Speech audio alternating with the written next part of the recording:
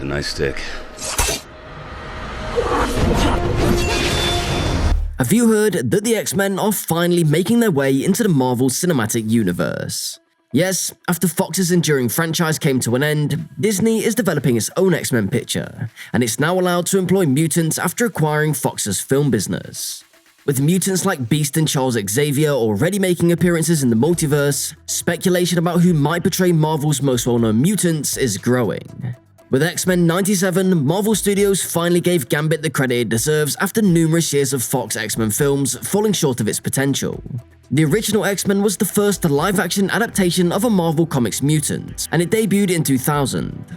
Fox's X-Men films have experimented with various formats, narratives, casts of characters, genres, and other elements since then. Sadly, the X-Men films have a reputation for having erratic and unclear timelines. As a result, in the 24 years of X-Men, very few Marvel-renowned mutants have truly had a chance to shine.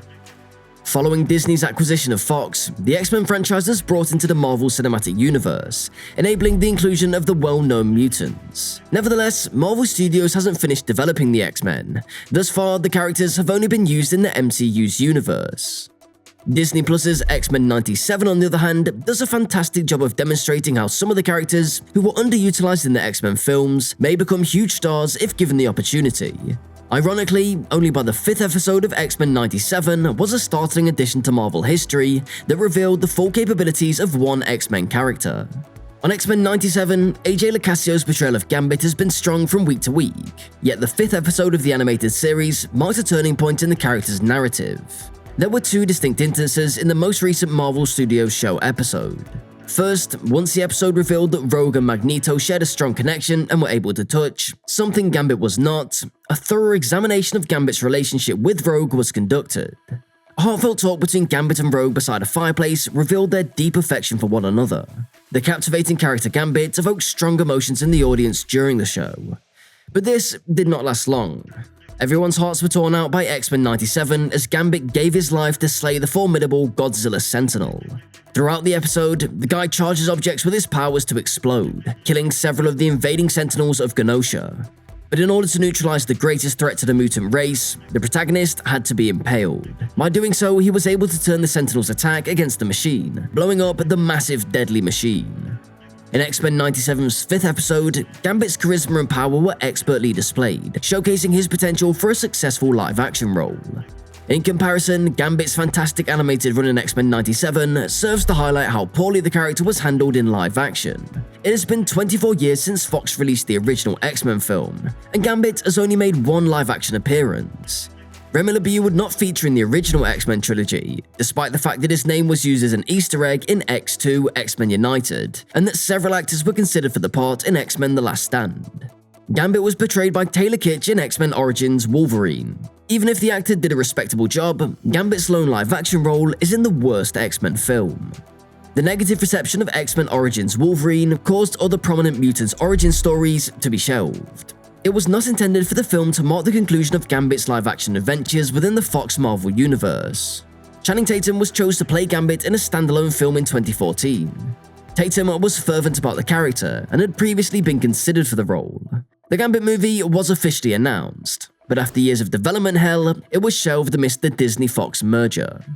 Now, you might get to know that Gambit has an intriguing character, and one live-action cameo, in the most contentious X-Men film that is not good enough. Remy will eventually get the opportunity to shine in cinemas in a few different ways. Deadpool and Wolverine, the MCU's first X-Men production, is scheduled for release in 2024. There are rumors that the film will have some amazing cameos. Tatum is rumored to make his Gambit debut among them. That would finish a dismal chapter in the live-action part of the character. There's also news that Marvel might capitalize on the anticipation that a possible Tatum Gambit appearance could create, together with Remy's triumph in X-Men 97 and concrete on Gambit's live-action prospects. The X-Men movie franchise will return to the MCU, even though it might not happen for a while. Austin Butler from Dune Part 2 is a fan favorite, so it's likely that whoever is hired as Remy would be ideal for Gambit. Marvel will appoint its own versions of the team for the MCU, and the studio has been doing a great job with Gambit's persona in its one usage of the hero thus far. Don't you think that selecting the ideal actor to portray Gambit in the MCU for the X-Men relaunch is essential? Gambit is one of Marvel's most well-liked and well-known mutant heroes. Even though Fox's X-Men film series featured a lot of Marvel's mutant characters, Gambit was a well-liked character who was notably underutilized across the decade-long universe. Compared to many of his X-Men colleagues, Gambit has been significantly less visible in live action, with the exception of one brief appearance in the disappointing X-Men Origins Wolverine portrayed by Taylor Kitsch. With his broad appeal and overall significance in the comics, Gambit's omission from the Fox's X-Men film timeline has only increased interest in his upcoming live-action role. It seems like Gambit's entry into the MCU is imminent, with mutants scheduled to make their formal debut in the near future. Marvel will need to cast the character perfectly to prevent a further letdown. In light of this, the potential to portray Gambit in the MCU's X-Men revival.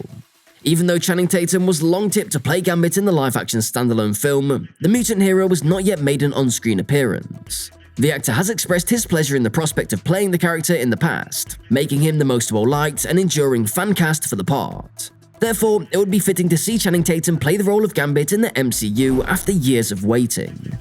In the event that Tatum plays Gambit in the future Marvel films, the MCU would undoubtedly win over more fans. But the actor's fit is far more substantial because he has the physical and comedic skills required for a part in the MCU that involves a lot of action. Tatum is still a strong contender to portray Gambit in the MCU because of his ability to blend humor with physicality in several films, like 21 Jump Street and The Lost City.